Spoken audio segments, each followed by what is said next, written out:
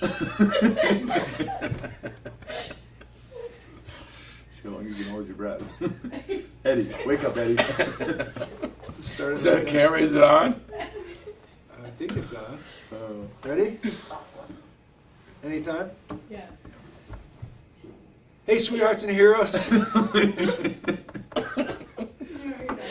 Yeah, no. Ready? Hey, sweet. Hey, sweet. I forgot my Sweetie. part now. All right, I'll just say something quick.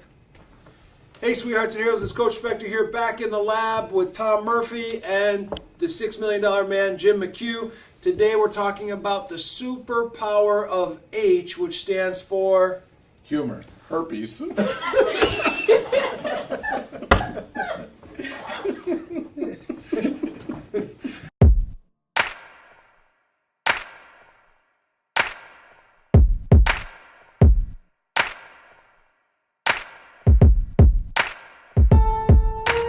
Hey, sweethearts and heroes. It's Coach Spector and Tom Murphy back in the lab with the $6 million man, James McHugh, talking about the superpower of H, which is Humor.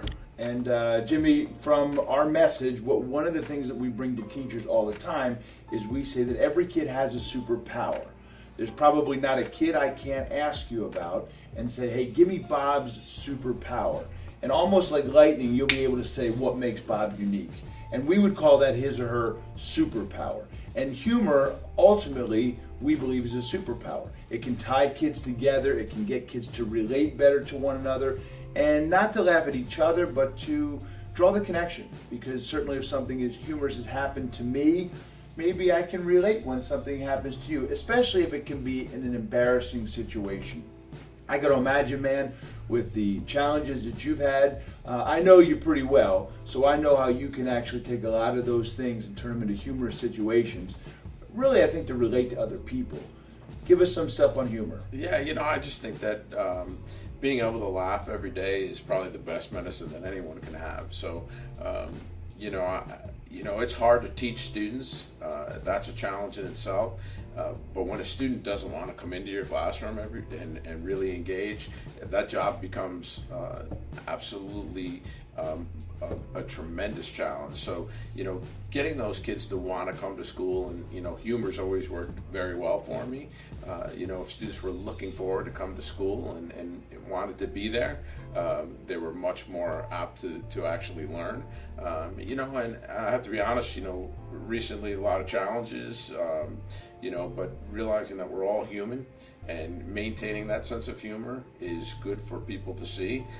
But I've had situations that were uncomfortable and awkward, and I learned to laugh at them. Everybody's human and things happen, and you got to kind of roll with it. So, I've been in situations like at the gym, trying to go back and trying to get myself physically fit.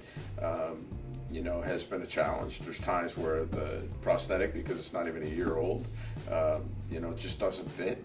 Once in a while it comes off. So I've been in situations where I've jumped up onto a pull-up bar and the leg falls on the floor.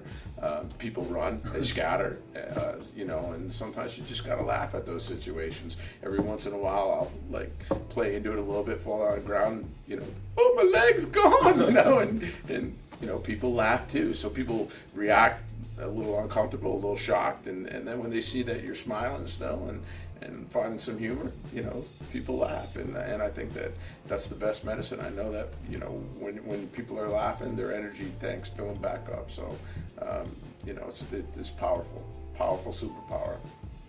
I think laughing is contagious, and I think that if you talk to kids and ask them who their favorite teachers are, they're never going to complain about a teacher who was too funny or too humorous or made them laugh. And I think that as you watch these in the labs and we get to see amazing superheroes like this guy, those are some real powerful points that you can make about how you can make a bigger impact, a greater impact on connecting with kids. Sure, it really brings me back to the great Rita Pierson. She's no longer with us, but one of the world's best educators. And she always said that kids don't learn from people they don't like. And I think making a kid smile, and I don't think you have to tell all kinds of jokes. I think you just got to use what's unique about you. and you certainly your leg dropping off. To me, I can just picture it, especially when you told me the story the first time, and you said, and you left this out, but you said that your shorts came off with. They did. They did. So definitely an uncomfortable situation. So, That's right. but finish your pull-ups. That's what it's about. Finish what you started. So. That's what this lesson's about. In the lab, Jimmy McHugh, finish what you started. Boom.